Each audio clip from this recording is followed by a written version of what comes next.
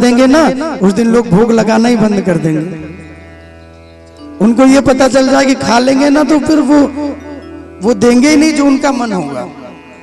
वो तो जानते हैं कि जो लगा रहे हैं भगवान देख के उसका भाव पूरा कर देंगे, मिलना तो हमको ही है, इसलिए ठाकुर जी को भोग लगा देते हैं। राधे राधे बोलना पड़ेगा, जोर से बोलना पड़ेगा। एक व्यक्ति ने आज हमसे कहा कि महाराज जब भगवान भोग लगाते हैं तो भोग कम क्यों नहीं होता? अगर भोग लगाते हैं तो कम होना चाहिए। मैंने कहा कि फूल की सुगंध जब कोई लेता है तो क्या सुगंध कम होती है? वो ईश्वर हैं, वो व्यंजन के भूखे नहीं हैं। आपके व्यंजनों में जो आपका भाव है, जो आपका प्रेम है, वो उसको ग्रहण कर लेते हैं। व्यंजन तो आपके लिए छोड़ देते हैं, भैया तुम पाके आनंद में रहो। हम तो भाव पाके ही खुश हैं, हम तो प्रेम पाके ही खुश हैं, हमें व्यंजन नहीं चाहिए। कि भाव का भूखा हूं मैं, अभाव ही एक सार है। कोई भाव से भज ले मुझे तो भाव से बेड़ा पार है। कि भाव बिन सुनी पुकारे मैं कभी सुनता नहीं। अभाव से कोई पुष्प दे दे वो मुझे स्वीकार है। कोई भाव से मुझे जो दे दे वो मुझे स्वीकार है। इसलिए व्यंजन बनाइए, भगवान के लिए भोग लगाइए। जो भी आज देखिए कितने लोगों ने क्या क्या चीजें बना के ले आई, बताइए। कितनी चीजें तो यहीं रखी हुई हैं भगवान की कृपा से। आप सब लोग भैया बड़े कृपा पात्र लोग हैं जो आज सबने मिलकर कुछ न कुछ बना के ले आए और गिरिराज जी के भोग के लिए, गोविंद के भोग के लिए आप सबने अर्पण किया है। आप सबकी भक्ति के लिए आपको कोटि कोटि धन्यवाद। और सभी को मेरी ओर से, व्यासपीठ की ओर से बहुत बहुत आशीर्वाद। ऐसे ही आप लोग हमेशा आगे बढ़ते रहें और धर्म के कार्य में अपना सहयोग देते रहें। गुरुदेव भगवान कहते हैं कि जब सांडिल महात्मा आए तो उन्होंने खिचड़ी बनाई। अब बाबा ने खिचड़ी बनाई और आकर के बैठ गए, मैया ने सब व्यवस्था कर दी। और जैसे वो आकर के बैठे ना, घी डाला, मैया ने भोग लगाया तो तुरंत भगवान को भोग लगाया। तदीयं वस्तु गोविंद तुभ्यमेव समर्पयेत् ग्रहण सम्मुखो भूत्वा प्रसीद परमेश्वर। भगवान को जाकर के भोग लगाए और जैसे भोग लगाया वैसे भगवान कृष्ण कमरों में लेटे थे बलराम जी के संग में। सांडिल महात्मा कहने लगे, आओ कन्हैया, आओ गोविंद मेरा भोग लगाओ। भगवान ने दरवाजा खोला, आकर के बैठ गए। बाबा के दोनों नेत्र बंद हैं और भगवान खिचड़ी को पाने लगे। ये तो भोग ही लगा रहे हैं, भी मंत्र पढ़ रहे हैं और मंत्र वो पढ़ते रहे, भगवान आए भोग पाने लगे। थोड़ी देर के बाद जब आंखें खुली और देखा, अरे यशोदा देख तेरे लाला ने मेरा भोजन जूठा कर दिया। मैंने तो भोग लगाने के लिए भगवान को बुला, ये न जाने कहां से आ गया। या तेरे अहिर को छोरा बड़ो नटखट है, मैया ले जाया को। मैया दौड़ी दौड़ी आई, बाबा क्षमा कर दे, बड़ो शैतान है मेरा छोरा। अंदर लेकर के गई। दोबारा बाबा ने भोजन बनाया, फिर भोग लगाया, फिर ठाकुर जी आ गए, फिर जूठा कर दिया। बार बार बार बार मैया अंदर ले जाती हैं और जितनी बार बाबा बुलाते उतनी बार भगवान आ जाते हैं। अब कृष्ण कहते हैं कि बाबा तुम हमें बुलाते क्यों हो? भाई या तो बुलाओ तो मुझे खिलाओ, आधा खा लेता हूं तो मुझे भगा देते हो, जाओ। और फिर बुलाते हो तो मेरा नियम है, मुझे आना पड़ता है।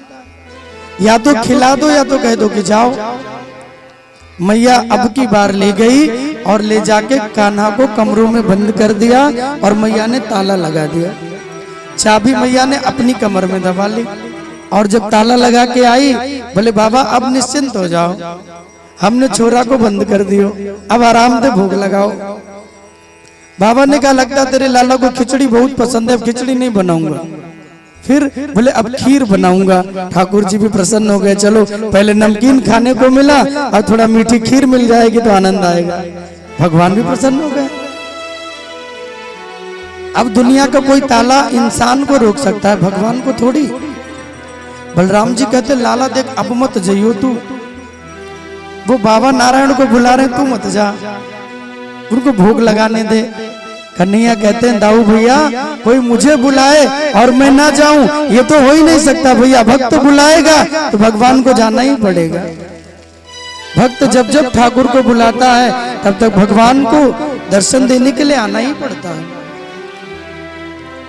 खीर बनाई बाबा ने और सुंदर भोग लगाने के लिए फिर वही रत्न किया, हाथों में जल लिया तो दियम वस्तु गोविंद, आओ प्रभु भोग लगाओ।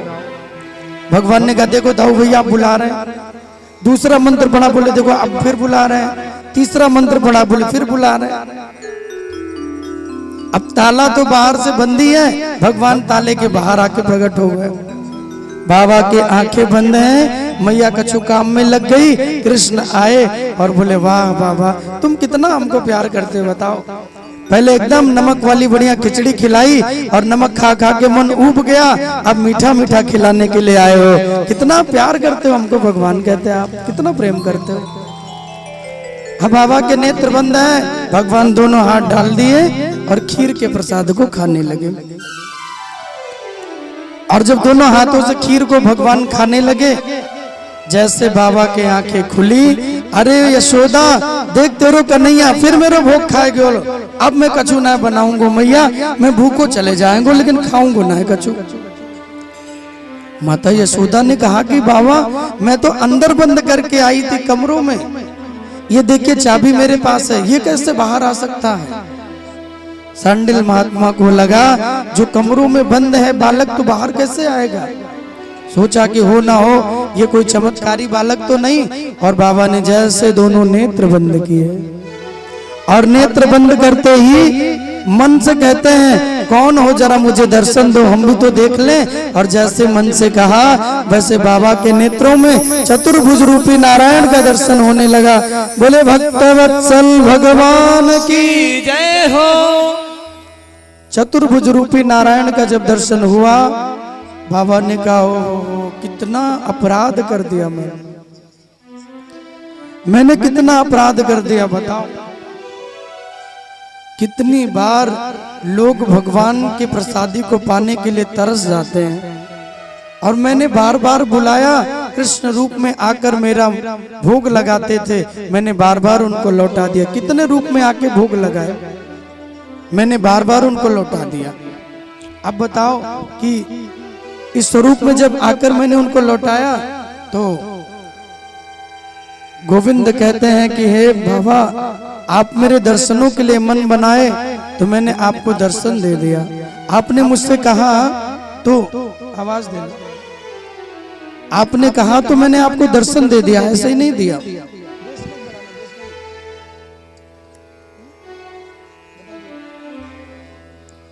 और जब दर्शन देने के लिए आए और उस स्वरूप से भगवान ने दर्शन दिया, बाबा प्रसन्न हो गए। मैया कन्हैया को ले जाने लगी ना, बाबा कहते हैं मत ले जाओ मैया।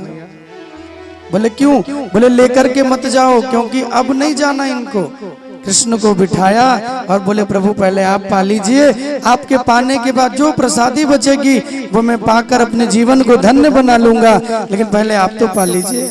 राधे राधे बोलना पड़ेगा। राधे राधे।